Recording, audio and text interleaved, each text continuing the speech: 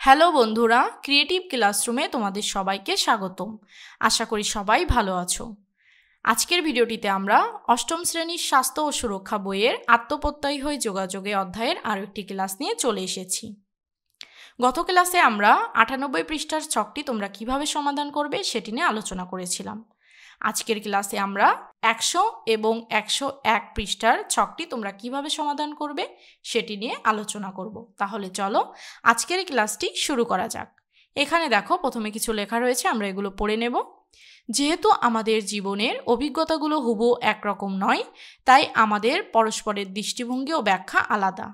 একই ছবি একজন যেভাবে দেখেছে অন্যজন সেভাবে নাও দেখতে পারে।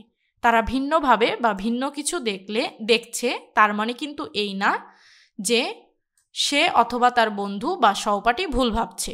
আমার মা বাবা, শিক্ষক, আত্মীয়, প্রতিবেশীদের মধ্যে 3 জনকে তার ইতিবাচক কাজ যা করলে আমার ভালো লাগে তা বলবো।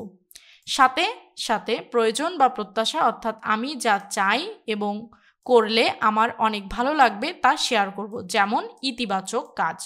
স্যার, আপনি ক্লাসে সবাই বুঝতে পেরেছে কিনা সবসময় তা জানতে চান এবং কেউ বুঝতে না পারলে আবার বুঝিয়ে দেন, এটা আমার খুব ভালো লাগে। কোনো সমস্যা থাকলে বুঝতে পারি। আপনাকে অনেক ধন্যবাদ ও কৃতজ্ঞতা স্যার। আমার প্রত্যাশা, আমি কখনো উপস্থিত বক্তৃতায় অংশগ্রহণ করিনি, এবার আমি অংশগ্রহণ করতে চাই। গতকাল অনুপস্থিত ছিলাম তাই নাম লেখাতে পারিনি।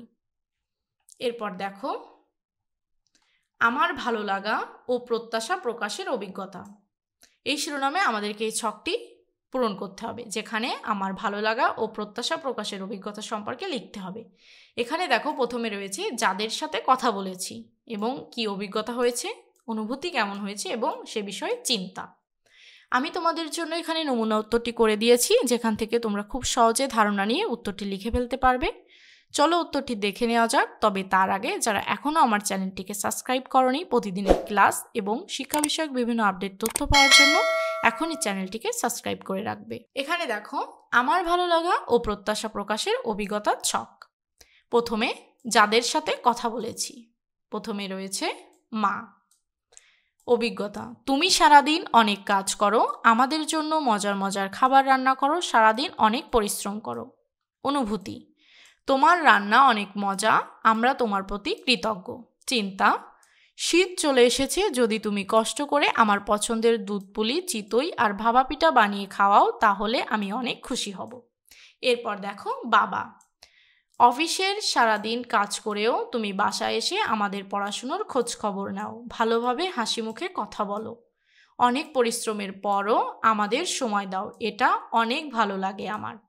চিন্তা, বার্ষিক পরীক্ষা শেষে যদি আমাদের সবাইকে নিয়ে কক্সবাজার বেড়াতে যাও তাহলে খুব ভালো হয়। বাবা, চলো আমরা একটা পরিকল্পনা করে ফেলি। এরপর দেখো ফুপু। আপনি অনেক সুন্দর করে ছবি আঁকেন, আপনার প্রাকৃতিক দৃশ্যের ছবিগুলো দেখে মনে হয় যেন ছবি নয় বাস্তব। আপনার আঁকা ছবি দেখলে মুগ্ধ হয়ে যায়, মন প্রশান্তিতে ভরে যায়।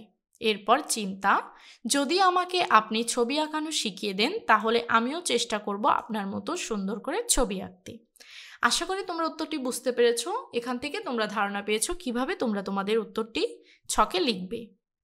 ধন্যবাদ সবাইকে। আজকের ভিডিওটি এই পর্যন্ত। ভিডিওটি ভালো লাগলে অবশ্যই ভিডিওটিকে লাইক করবে এবং বন্ধুদের সাথে শেয়ার করবে, এবং কোনো বিষয় বুঝতে অসুবিধা হলে অবশ্যই আমাকে কমেন্টে লিখে জানাবে। পরবর্তী ভিডিওতে আমি অধ্যায়ের বাকি ছকগুলো তোমরা কিভাবে পূরণ করবে সে বিষয়ে আলোচনা করব। সবার সুস্থতা কামনা করে আজকের ভিডিওটি এখানেই শেষ করছি।